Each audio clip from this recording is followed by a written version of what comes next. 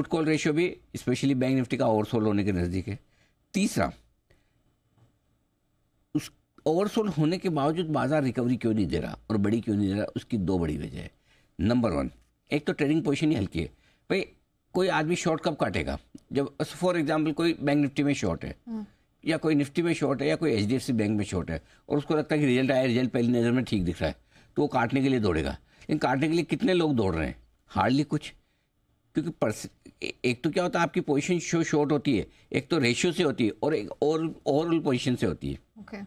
Right. So overall position बहुत कम है market में, नहीं कि लोगों को पार्टिसिपेशन ही नहीं है, ना लॉन्ग साइड पे ना शॉर्ट साइड पे, बहुत कम है। और जो कुछ है पोजीशन शॉर्ट बनती है वो एल्गो ट्रेड वाली ज़्यादा बनती है, मशीन ट्रेड वाली बनती है तो वो थोड़ा बहुत लेवल ऊपर नीचे होते हैं, तुरंत शॉर्ट कमिंग जल्दी से हो जाती है, वही मैटर खत्म।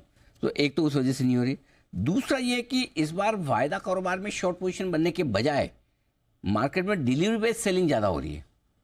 पहले FIs ने बेचा है तो भी डिलीवरी बेस्ड ही बेचा है, और अब जो HNI और रिटेल इन्वेस्टर्स बेच रहे हैं वो भी अपनी कैश मार्केट की डिलीवरी बेच रहे हैं। तो बजाय एक ये कि आप व्यू लेकर कि मार्केट घट सकता है इसलिए मैं FNO में शॉर्ट करूं, वो व्यू कम है। व्यू ये ज़्यादा है कि मुझे डिलीवरी बेस्ड सेलिंग करनी, मुझे अपनी डिलीवरी बेच देनी है। इस वजह से आप ओवरसोल्ड मार्केट होने के बावजूद कोई खास शॉर्ट कवरिंग दिखा नहीं रहे। तो सर फाइनली क्या टेक बन रहा है अब? कुछ ब्रॉड पॉइंट्स जहां पर हमें तो दो तीन चीज़ें जो बहुत ध्यान रखें। एक जो हम कह रहे थे कि कमज़ोर नतीजे वाले जो मिड कैप शेयर है उनमें तेज़ गिरावट है, जिसमें आपका ICICI प्रू हो गया, इंडिया मार्ट हो गया, पॉलीकैब हो गया, ये ज़्यादा कमज़ोर होते दिख रहे हैं। दूसरी गिरावट ज़्यादा जहाँ कहाँ है, Mumbai west real estate stock, Oberoi, Godrej और कौन सा है, लोढ़ा, दिल्ली वाला DLF भी नीचे है 4-5%, ये सारे घटे हैं। तीसरी कमजोरी कहाँ हो रही? ई-कॉमर्स प्लेटफॉर्म वाली कंपनियां, PB fintech, Zomato, India mart, delivery, ये सब के सब अभी भी खराब है। डिफेंसिव शेयर जिसको मानते हैं, डिफेंस नहीं डिफेंसिव, दोनों में फ़र्क है। डिफेंस मतलब तो जो रक्षा वाले हैं, डिफेंसिव मतलब जो खराब बाजार में थोड़ा कम घटते हैं या बढ़ने की कोशिश करते हैं। उसमें आपका IT हो गया, आज अकेले ने इज्जत बचा के रखी IT ने। फार्मा, FMCG थोड़ी थोड़ी ऊपर आने की कोशिश कर रहे हैं।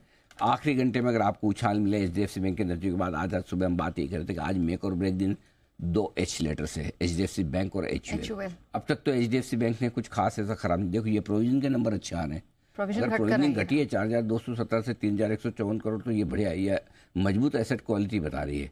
तो ये HDFC बैंक के प्रोविजन के नंबर्स बढ़िया आते हुए दिख रहे हैं। Very good, keep it up. अगर HDFC बैंक थोड़ा ठीक हो जाए ना तो आपकी कम से कम गिरना तो रुक सकते हैं, बढ़े कितना वो देखेंगे।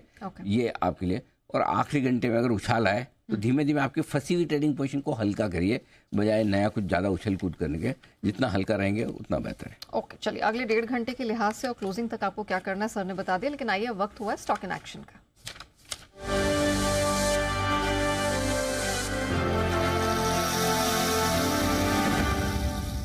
सर कहाँ ध्यान है? Stock in action, Polycab. Oh that's an excellent. देखो हेवल्स के नंबर खराब थे, स्टॉक घटा नहीं। KI इंडस्ट्री के नंबर खराब थे, थोड़ा घटा। पॉलीकैब ने बोला कि भाई, पॉलीकैब चिल्ला के बोला हम तीनों की हालत खराब है, देखो